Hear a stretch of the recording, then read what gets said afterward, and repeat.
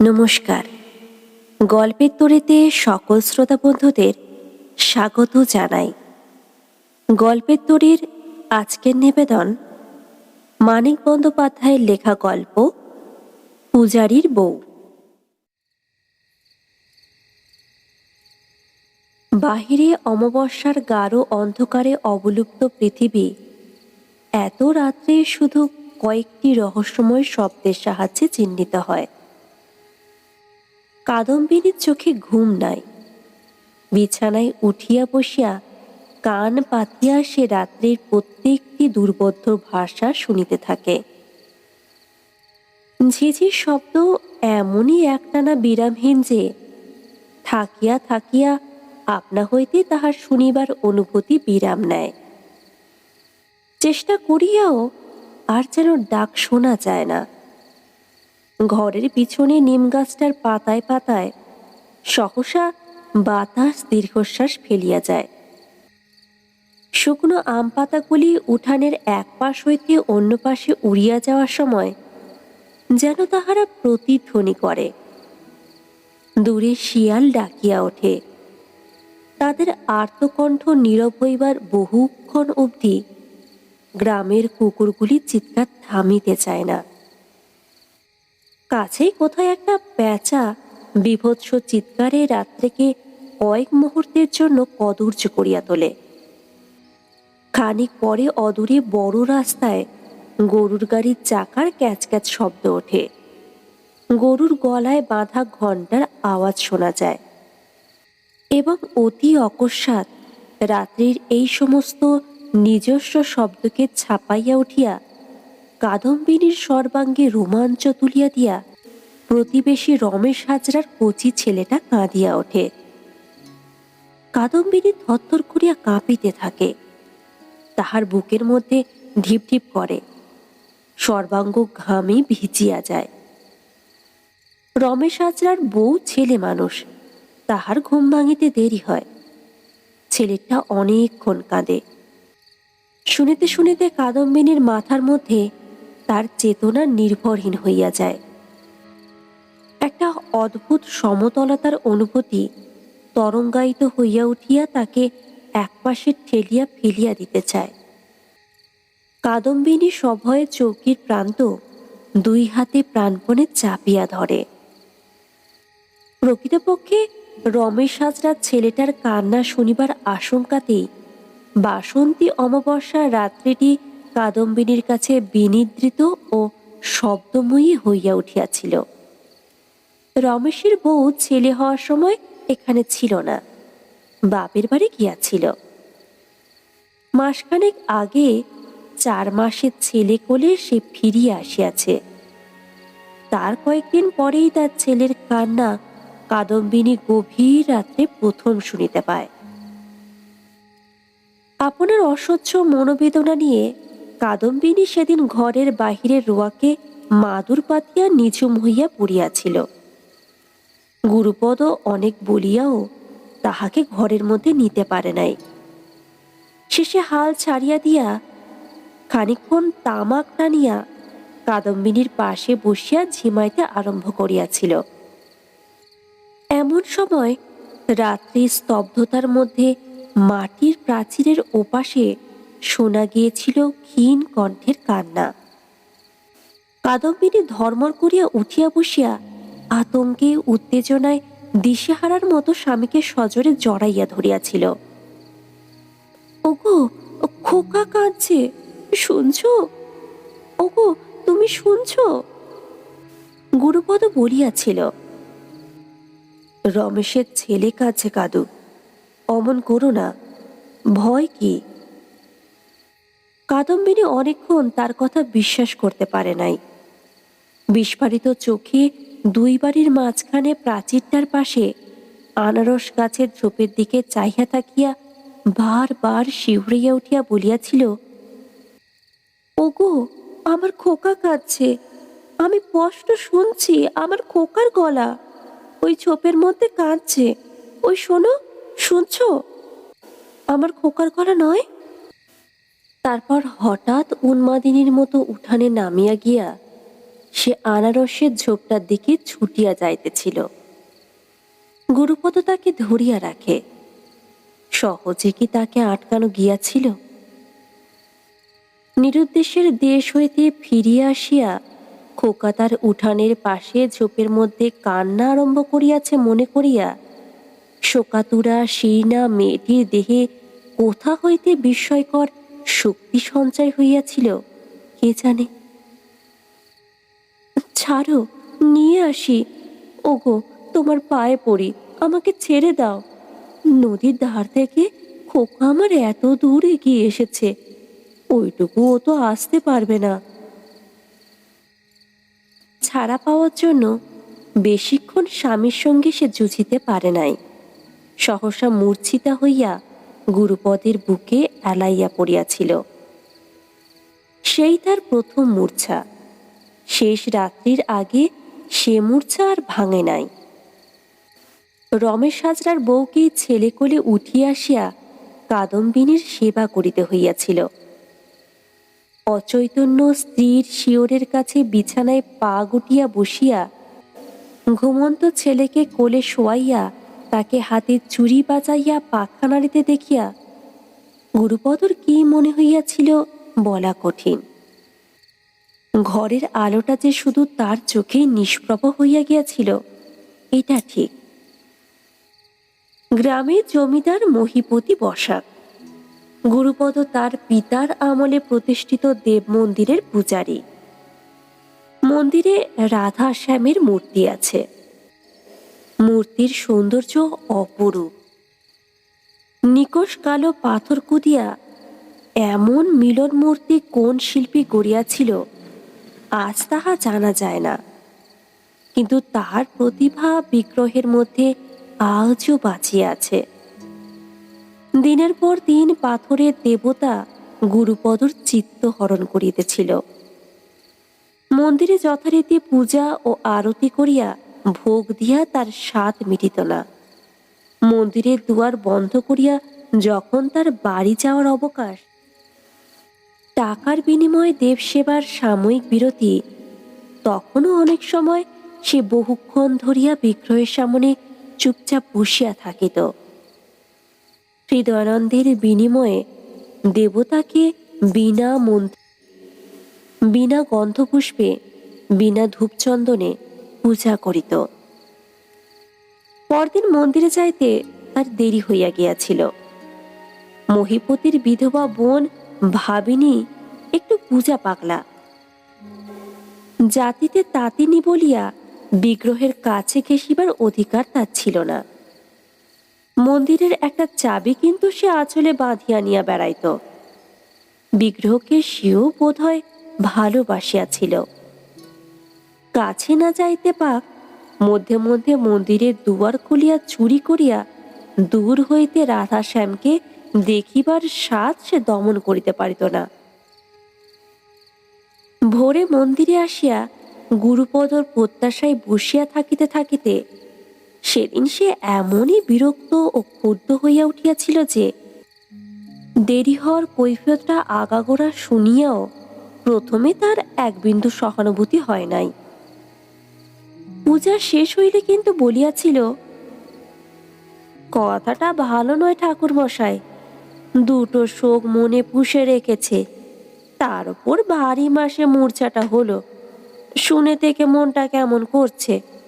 আপনি এক কাজ করুন, কাদো দিদির নামে সংকল্প করে দুটো ফুল দেবতার পায়ে ছুঁয়ে সঙ্গে নিয়ে যান, কাদো দিদির কপালে ঠেকিয়ে তুলে রাখবেন। কাদুর কোল শূন্য হওয়া বন্ধ করবার জন্য, কাদুকে শান্তি দিবার জন্য দেবতার সাহায্য গুরুপদ অনেকবারই চাইয়াছিল। দেবতা তাহার কামনা পূরণ করে নাই।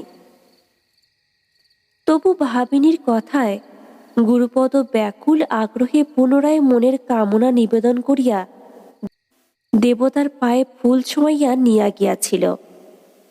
মনে মনে কোনো দেবতাকেই কাদম্বিনী আর ভালোবাসিত না। ঘর খালি করা, কোল খালি করা, বুক খালি করার শোক যারা দেন তাদের কাদম্বিনী ভালোবাসিবে কেমন করিয়া? তবু ফুল পাইয়া তাহার উপকার কম হয় নাই।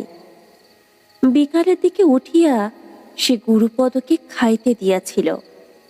ও পাড়ার কানুর মার সঙ্গে আস্তে আস্তে অনেকক্ষণ গল্প করিয়াছিল।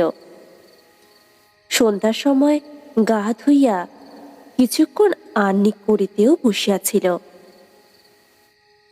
রাত্রে সকাল সকাল শুইয়া সেই যে ঘুমাইয়াছিল, সমস্ত রাত্রি একবারও তার আর ঘুম ভাঙে নাই। তারপর অনেকদিন তার নিস্তেজ শান্ত ভাবটি বজায় ছিল। পাশের গ্রামে গুরুপদর এক মাসি থাকিত। গুরুপদ নিজে গিয়া মাসিকে সঙ্গে নিয়ে আসিয়াছিল। দুই বেলা রান্না বান্নার কাজকর্ম মাসিই করিত, কিন্তু গো সেবা, স্বামী সেবা আর ঘর দুয়ার সাফ করার কাজে কাদম্বিনী তাকে হাত দিতে দিত না। মাঝে মাঝে পুকুর ঘাটে গিয়া সে বাসন মাজিত, কলসি ভরিয়া জলও আনিত। বাগান দিয়া যাওয়া আসার সময় চকিত সতৃষ্ণ দৃষ্টিতে দুপাশে চাহিয়া থাকিত। তার যেন মনে হইত বাড়ির আনাচে কানাচে, বাগানের গাছের আড়ালে তার হারানো ছেলে দুটিকে সে হঠাৎ একসময় দেখিতে পাইবে। মাসি বলিত, ভারী কাজ নাই বা করলে বৌমা, ওরা গত নিয়ে আমি তবে রয়েছি কি জন্য? টুকিটাকি কাজ করতে চাও করো, আর নয় বসে বসে কাঁথা সেলাই করে যাও। কম কাঁথা চাই কি? শেষে দেখো কাঁথার জন্য কত ভুগতে হয়। খেমির মেয়ে হবার আগে ওকে কত বললাম, ও খেমি, শুয়ে বসে দিন কাটাস রে মা, এই বেলা যখানা পারিস সেলাই করে নে। তা মেয়ে কথা শুনল না। ও মা, অমন হু হু করে কেঁদে উঠলে কেন বৌমা? কেঁদো না বাছা, কেঁদো না, কাঁদতে নেই, অমঙ্গল হয়। কাদম্বিনী কাঁদিতে কাঁদিতে বলিয়াছিল, কাঁথা দিয়ে কি হবে মাসিমা? কাঁথায় কে শোবে? কাঁথা যে আমার একবারও পূরণ হতে পেল না মাসিমা। মাসি অবশ্য তাকে যথারীতি আশ্বাস ও সান্ত্বনা দিয়াছিল, কিন্তু কাদম্বিনীর আশ্বাস পাওয়ার অবস্থা নয়। চোখের সামনে সূর্য ওঠে আর চোখের সামনে অস্ত যায়। জগতের সর্বোত্তম বিস্ময় সূর্যের উদয়াস্তে মানুষ বিশ্বাস করে। দুবার কাদম্বিনীর জীবনের সমস্ত অবলম্বন তারই মধ্যে কেন্দ্রীভূত হইয়া আসিয়াছে। আসিবার সম্ভাবনা পার হইয়া যাইবার পর অনেক ত্রিশাতুর দিবারাত্রি যাপন শেষে অকালে দুবার তার চোখের সামনে জীবনের আনন্দ তার চোখের পলকে অস্ত গিয়াছে। উদয়াস্তের এই একত্র সমাবেশই কাদম্বিনী বিশ্বাস করে। সে বুঝিয়াছে ছেলে তার বাঁচিবে না। ছেলের জন্য তপস্যা করিয়া অসময়ে সে মাতৃত্বের বর পাইয়াছে। তার মাতৃত্ব আসিবে, সন্তান থাকিবে না। এ কি আর কাদম্বিনীর বুঝিতে বাকি আছে? তারপর একসময় রমেশের ছেলের একটানা কান্নার মাঝে মাঝে বিরাম পড়িতে লাগিল। খানিক পরে কান্না একেবারেই থামিয়া গেল। অনেকক্ষণ পরে তার মায়ের ঘুম ভাঙিয়াছে। কাদম্বিনীর জগতে আর লেশমাত্র শব্দ রহিল না। আপনার চিন্তার মধ্যে ডুবিয়া যাওয়ার স্তব্ধতা তার চারিদিকে ঘিরিয়া আসিল। মধ্যে মধ্যে কেবল গুরুপদ নিঃশ্বাস ফেলিবার শব্দ তাকে ক্ষণিকের জন্য সচেতন করিয়া দিতে লাগিল। বসন্তকালের জোরালো বাতাস এক জানলা দিয়ে ঘরে ঢুকিয়া অন্য জানালা দিয়ে বাহির হইয়া যাইতেছে। কাদম্বিনীর মনে হইল অনেকক্ষণ ধরিয়া তার শীত পড়িতেছিল। আঁচলটা সে ভালো করিয়া গায়ে জড়াইয়া নিল। রমেশ হাজরার ছেলে আজ রাত্রে আবার কখন কাঁদিয়া উঠিবে ঠিক নাই। অনেকদিন আগে প্রায় সমস্ত রাত্রি জাগিয়া থাকিয়াও ছেলেটাকে কাদম্বিনী মধ্যরাত্রে একবারের বেশি কাঁদিতে শোনে নাই। তবু প্রতি মুহূর্তে কাদম্বিনী তার কান্না শুনিবার প্রতীক্ষা করিতে লাগিল। ঘুমের ঘোরে গুরুপদ পাশ ফিরিয়া শুইল। বাহিরে নিম গাছের ডালে পেঁচাটা আবার কর্কশ্বরে ডাকিয়া উঠিল। হঠাৎ স্বামীর উপর কাদম্বিনীর অভিমানের সীমা রহিল না। দুই সন্তানকে বিসর্জন দিয়া প্রতি রাত্রে মানুষ কেমন করিয়া এমন শান্তভাবে ঘুমাইতে পারে সে ভাবিয়া পাইল না। তার মনে হইল গুরুপদ হয়তো কোনোদিন দুঃখ স্বপ্নও দেখে না। হয়তো ওর ঘুমের দেশেও তার খোকারা আজ পর্যন্ত একদিনের জন্য উঁকি দিয়া যায় নাই। হয়তো সোনার জ্যোতি ভরা সুখের স্বপ্ন ওর চোখে মুখে হাসি ফুটাইয়া রাখিয়াছে। কাদম্বিনীর বুকের মধ্যে জ্বালা করিতে লাগিল। এতকাল স্বামীকে সে দেবতার মতোই পূজা করিয়া আসিয়াছে। প্রত্যেকটি সজ্ঞান মুহূর্তে স্বামীর সুখ সুবিধার চিন্তায় ব্যয় করিয়াছে। স্বামীর মুখের দিকে চাহিয়াই তার দুর্বিষহ মর্ম বেদনা যেন নিমেষে লঘু হইয়া আসিয়াছে। ধার্মিক সংযত দেবপূজক স্বামীর ভালোবাসা পাইয়া চিরদিন সে নিজেকে ধন্য মনে করিয়াছে। তার 12 বৎসর ব্যাপী বিবাহিত জীবনে একদিনের জন্য স্বামীর প্রতি সমালোচনার ভাব তার মনে জাগে নাই। তবু আজ কাদম্বিনী সহসা তার প্রতি তীব্র বিদ্বেষ অনুভব করিল। তার কণ্টক শয্যায় সুখনিদ্রায় নিদ্রিত মানুষটার উপর অশ্রদ্ধায় তার মন পূর্ণ হইয়া গেল। তার এই সংসার বিরুদ্ধ অভূতপূর্ব মানসিক বিদ্রোহকে বাধা দিবার কোনো চেষ্টাই সে করিল না।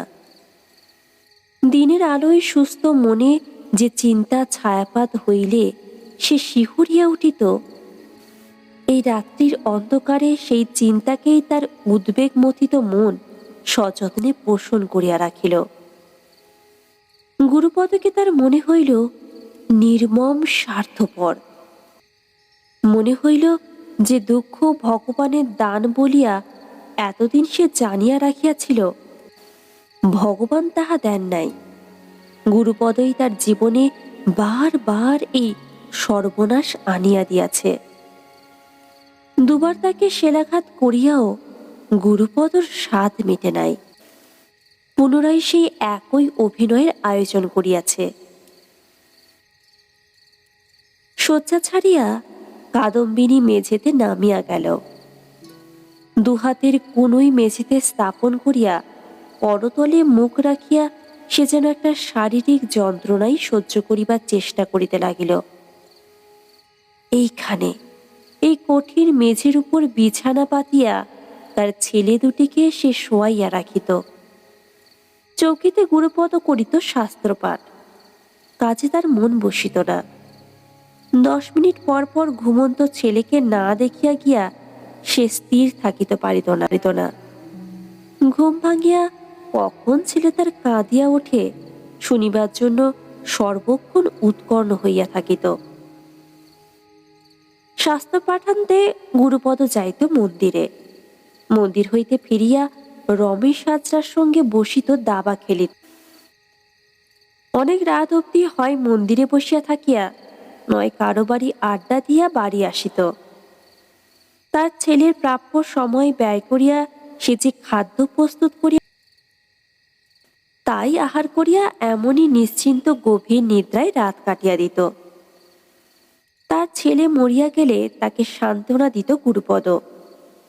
নিজে দুফোঁটা লোক দেখানো চোখের জল মুছিয়া ফেলিয়া তাকে বুঝাইত, উপদেশ দিত, তার চোখের জলও মুছিয়া দিবার চেষ্টা করিত। ছেলের মরণে এতটুকু দুঃখ হইলে এ কি গুরুপদ পারিত?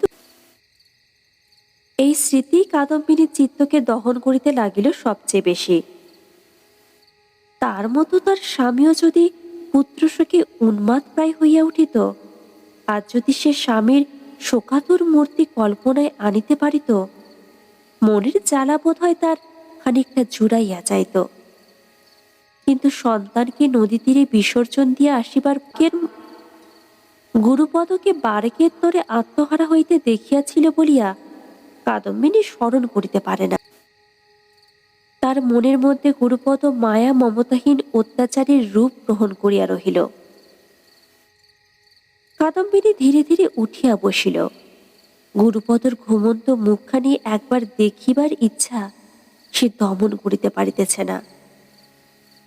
কুলিঙ্গের উপর দিয়াশালাই ছিল। কাদম্বিনী প্রদীপ জ্বালাইল। আলো প্রথমে তার চোখে সহিল না, দু চোখ টনটন করিয়া উঠিল।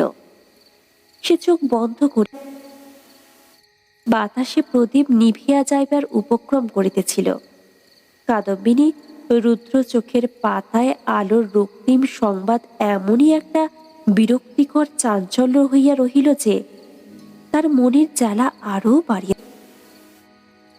চোখ মেলিয়া স্বামীর 12 বছরের দেখা মুখে এই আলোতে যে কি দেখিবে ভাবিয়া তার একটু ভয়ও যেন করিতে লাগে। চোখ মেলিয়া চাহিবার পরেও কিছুক্ষণ কাদম্বিনীর এ ভয় কাটিয়া গেল। ঘরের চারিদিকে সে তাকাইয়া দেখিল, কিন্তু যার মুখ দেখিবার জন্য প্রদীপ জ্বালাইয়া তার দিকে সহসা দৃষ্টিপাত করিতে পারিল না। ঘরের কোণে কাঠের সিন্দুকটার উপর কাদম্বিনীর ছেলেকে দুধ খাইবার পিতলের ঝিনুকটি তুলিয়া রাখিয়াছিল। ব্যবহারের অভাবে ঝিনুকটি মলিন হইয়া গিয়াছে। শোকাচ্ছন্ন এই জড় বস্তুটিকে আজ যেন কাদম্বিনী প্রথম আবিষ্কার করিল। এমনই ভাবে অনেকক্ষণ সে ঝিনুকটির দিকে চাহিয়া রহিল। তার বুকের মধ্যে স্বামীর বিরুদ্ধে মর্মাহত অভিযোগ আবার যেন নতুন করিয়া উথলাইয়া উঠিল। গুরুপদ এমনই বাসাদ যে ওই ঝিনুকটি ছাড়া তার ছেলেদের একটি জিনিস ঘরে রাখিতে দেয় নাই। সে পাগলামি করে বলিয়া খোকার কাঁথা, খোকার বিছানা বালিশ বুকে চাপিয়া ভগবানের কাছে তারস্বরে মৃত্যু প্রার্থনা করে বলিয়া সব গুরুপদ নদীতে ভাসিয়া দিয়া আসিয়াছে। দুটি আরক্ত চোখে একটা অশুভ জ্যোতি নিয়া প্রদীপ উঁচু করিয়া ধরিয়া কাদম্বিনীর সমালোচক শত্রুর মতো গুরুপদর মুখের দিকে চাহিয়া স্থাণুর মতো দাঁড়াইয়া রহিল। স্বামীর মুখ সে দেখিল না, দেখিল শুধু আপনার দৃষ্টির বিকার। তার মনে হইল ঘুমন্ত মানুষটার মুখের রেখায় রেখায় তার স্বার্থপর অত্যাচারী প্রকৃতি রূপ নিয়েছে। তাকে নিয়া খেলা করিবার কৌতুকর স্বাদ মুখের ভাবে সুস্পষ্ট ফুটিয়া আছে। কাদম্বিনীর হাত হইতে প্রদীপটা পড়িয়া যাইবার উপক্রম করিল। প্রদীপের তেল চলকাইয়া তার হাত বাহিয়া বাহুমূল পর্যন্ত গড়াইয়া আসিল। স্বামীর মুখে আপনার বিভ্রান্ত চিত্তের আবিষ্কার তাহাকে মরণাধিক যন্ত্রণা দিতেছিল। তবু সে তেমনি ভাবে দাঁড়াইয়া থাকিয়া পৃথিবীতে তার বাঁচিয়া থাকার একমাত্র অবলম্বনকে অন্ধ আবেগের সঙ্গে ভাঙিয়া দিতে লাগিল। বুঝিতে তাহার আর বাকি রহিল না যে বাকি জীবনটা তাহার এমনি ভাবে কাটিবে। 1 মাসের মধ্যে শূন্য কোল তাহার আবার ভরিয়া উঠিবে। 6 মাসের মধ্যে কোল খালি করিয়া ছেলেকে তাহার গুরুপদ নদী তীরে রাখিয়া আসিবে। মেঝেতে লুটাইয়া মনের সাধে ধুলা মাখিয়া কাঁদিবার অবসরও সে পাইবে না। তার চোখ মুছাইয়া তার গায়ের ধুলা ছাড়িয়া গুরুপদ তাকে এই শয্যায় তুলিয়া লইবে। নদী তীরে পাঠাইয়া দেওয়ার জন্য তার খোকাদের প্রত্যাপ দিবে না, সে রহিত করিতে পারিবে না। কাদম্বিনীর মনে তার সমগ্র ভবিষ্যৎ জীবনের এই ভয়ঙ্কর ছবি ক্রমে ক্রমে এমনই স্পষ্ট হইয়া উঠিল যে গুরুপদর মুখ তার চোখের সম্মুখ হইতে মুছিয়া গেল। নিজেকে সে দেখিতে পাইল এই ঘরের মৃত্যু শীতল আবহনা স্বামীর বক্ষলগ্না পুত্রহন্ত্রী রাক্ষসীর রূপে। শিশুর ক্রন্দনে মুখরিত রাত্রিতে সে সে এক একটি শিশুকে আহ্বান করিয়া আনিতেছে আর গলা টিপিয়া মারিয়া ফেলিতেছে। জীবনে আর তার কাজ নাই, উদ্দেশ্য নাই। কাদম্বিনী সরিয়া আসিয়া পিলসুজের উপর প্রদীপ নামাইয়া রাখিল। রমেশের ছেলের কান্নাকে উপলক্ষ করিয়া পরপর অনেকগুলি রাত্রি সে আপনার মৃত ছেলে দুটির সহচার্যে কাটাইয়াছে। তবু বাঁচিবার একটা ক্ষীণ স্বাদ গত রাত্রিতেও তার মধ্যে ছিল। এবারে ছেলেটি তার বাঁচিতেও পারে, এ আশা একেবারে ছাড়িতে পারে নাই। আজ আর আশা করিবার তার সাহস রহিল না। ছেলে হয়তো তার বাঁচিতেও পারে। ভগবানের রাজ্যে অনেক আশ্চর্য ব্যাপার ঘটিয়া থাকে, কিন্তু আর ভাগ্য পরীক্ষার শক্তি কাদম্বিনী নিজের মধ্যে খুঁজিয়া পাইতেছিল না। যদি না বাঁচে, পলকে পলকে হারানোর ভয় বুকে করিয়া 6 মাস 1 বছর মানুষ করিবার পর যদি মরিয়া যায়, বাঁচিয়া থাকিয়া কাদম্বিনী তাহা সহ্য করিবে কেমন করিয়া? সিন্দুকের উপর পিতলের ঝিনুকটির দিকে শেষবারের মতো তাকাইয়া লইয়া কাদম্বিনী ফু দিয়া প্রদীপ নিভাইয়া দিল। গুরুপদর দিকে চাহিবার স্বাদ আর তাহার ছিল না। স্বামীর সান্নিধ্য তার কাছে মিথ্যা হইয়া গিয়াছে। তার 12 বছরের স্বামী পূজা আর তার 12 বছরের সুখ দুঃখের স্মৃতি ভরা এই নীর অতিক্রম করিয়া সে যেন কোন সুদূরতম অর্ধচেতনার দেশে চলিয়া গিয়াছিল, যেখানে আপনার অসহায় একাকিত্বের অনুভূতি ছাড়া মানুষের আর কোনো জ্ঞানই থাকে না। পূর্ণ চেতনার বাস্তব জগতে বহুবার পরিত্যক্ত ইচ্ছায় মানুষ যেখানে চালিত হয়। মন্দিরের চাবি গুরুপদ কুলঙ্গিতে তুলিয়া রাখিত। চাবিটি হাতে নিয়া দুয়ার খুলিয়া কাদম্বিনী বাহিরে চলিয়া গেল। উঠানে দাঁড়াইয়া একবার শুধু সে ক্ষণিকের জন্য থমকাইয়া দাঁড়াইল। তারপর আগাইয়া গিয়া সদরের দরজা খুলিয়া রাস্তায় নামিয়া গেল। এপাড়ায় মানুষ ভিড় করিয়া নীর বাঁধিয়াছে। রাস্তার দুপাশে স্তব্ধ নিঝুম গৃহগুলির একটির পর একটি অতিক্রম করিয়া যাইবার সময় কাদম্বিনীর কান্না আসিতে লাগিল। এইসব গৃহের অধিবাসী প্রত্যেকটি পরিবারকেই সে চেনে। কোন একটি বাড়িতে তার মতো অভিশপ্ত একটি নারীকে খুঁজিয়া বাহির করা যাইবে না। পুত্রশোক এ পাড়ায় অজ্ঞাত নয়। হয়তো কোনো বাড়ির অন্ধকার কক্ষে শোকাতুরা জননী এখন অশ্রুপাত করিতেছে, কিন্তু তার ছেলের মতো অজ্ঞাত কারণে, ঈশ্বরের দুর্বোধ্য অভিশাপে তার ছেলে আজ পর্যন্ত মরিয়া গিয়াছে। গর্ভে সন্তান আসিলে তার মধ্যে তার মতো কোন অভাগিনী জানিতে পারিয়াছে সুস্থ সবল সন্তান তাহার একদিন তাহারই কোলে সহসা শুকাইতে আরম্ভ করিয়া 3 দিনের মধ্যে ধনুকের মতো বাঁকিয়া মরিয়া যাইবে। মন্দিরের সামনে প্রকাণ্ড দিঘি। দিঘির জলে অমাবস্যা রাত্রির উজ্জ্বলতর তারাগুলি ঝিকঝিক করিতেছে। মন্দিরের সোপানে দাঁড়াইয়া কাদম্বিনী কিছুক্ষণ অভিভূতর মতো দিঘির বাস্তবিত শান্তির দিকে চাহিয়া রহিল।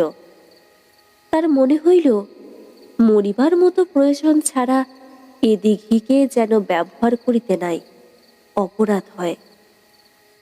মন্দিরের দুয়ার খুলিয়া কাদম্বিনী ভিতরে প্রবেশ করিল। মন্দিরের কোথায় কোন বস্তু রাখা হয় কিছুই তার অজানা ছিল না। অন্ধকারে অল্প একটু হাতড়াইয়াই পিতলের সবচেয়ে বড় কলসিটি কাদম্বিনী আবিষ্কার করিতে পারিল। কলসিতে জল ভরা ছিল। কাঠ করিয়া কাদম্বিনী জল ঢালিয়া ফেলিল। কলসি কাঁধে তুলিয়া আন্দাজে রাধাশ্যামের মূর্তির দিকে মুখ করিয়া সে মনে মনে বলিল, তুমি আমার 2টি ছেলে চুরি করেছ, আমি শুধু তোমার একটি কলসি নিলাম। তোমার ক্ষমা চাই না।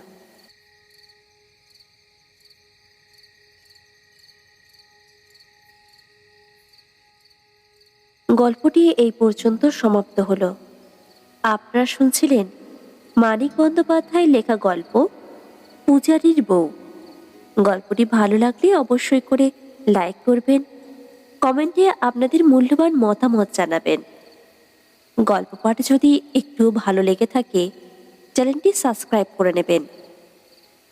নতুন একটি গল্প নিয়ে আপনাদের সামনে খুব শীঘ্রই হাজির হব। ততক্ষণের জন্য সুস্থ থাকবেন, ভালো থাকবেন। ধন্যবাদ।